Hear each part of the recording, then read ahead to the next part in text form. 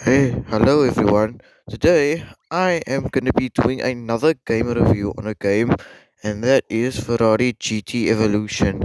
And I also hope you guys are all having a Christmas. Merry Christmas to you guys.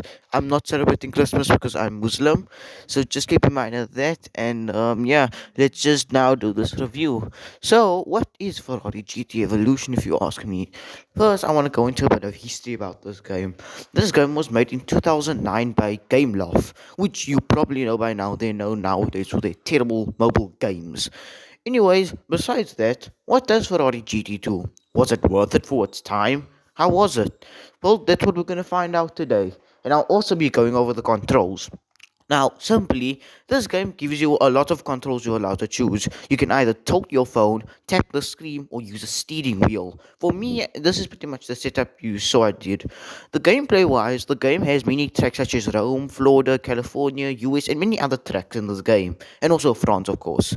Also, this game is only has Ferraris, which suggests the name because hey, this game only has Ferraris after all, and no other cars.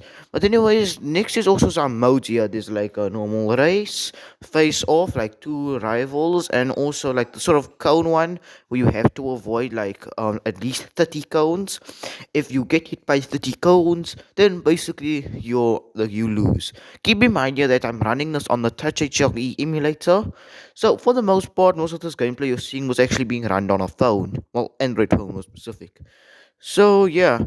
Now next, also this game actually the consoles that came out was actually iOS, Symbian, Nintendo DSi, and Java phones. Now the Symbian version actually runs almost identical to the iOS version, although the Symbian version runs at a very fast pace. And the DSi port was actually not it was of course made by Gameloft, but it's also considered a very different game. The iOS, well, I mean like the DSi port, which was exclusive for DSiWare at the time. Now, also, is there any downsides on this game? Not the game itself, but rather the emulator. When I'm emulating this game, keep in mind if you are wanting to emulate this game, you're gonna need a preview bolt. Also, the music won't loop back. The only way for it to play again is when you exit the pause menu. And also, car effects, like car sound effects, don't play. Keep in mind of that if you're going to be emulating this game. Now, what are the downsides of the actual game itself? There are just one of a few like maybe frustrating things. For example, like if I'm ever drifting, your car can actually spin out of control. This can be like maybe like a thing I don't really like. It's a bit annoying, but if you played this game back in 2009, I'm sure you wouldn't have find this annoying. Now, what else is to go in this game? So I also asked. Now I'm also gonna now say like, would I recommend this game or not? Let's see. If you want an old iOS game, if you're a big enthusiast of collecting IPA files, I would probably recommend this game. If you want this on your jailbreaked old iPhone, get this game. Now, is it worth getting this game today? I tried asking Google. They said it's not really worth it because this game was designed for older iPhones, and on top of that, this game here, it's just too old, and you can't get it anymore because, and even if you did manage to get yourself a copy, it's not really worth getting this game. Nowadays, there's way better iPhone racing games than this.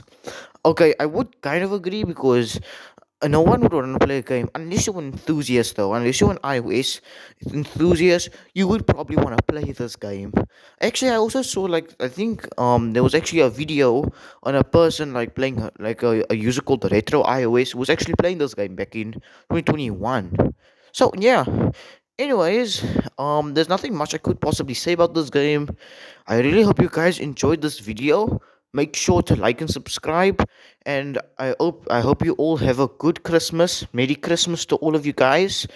And remember, I want to hit about 100 subscribers at the end of the year. It would be really nice if you guys could subscribe to me. But again, and like and subscribe, and Merry Christmas, and I'll see you guys maybe New Year. Merry Christmas and have a happy New Year. Bye.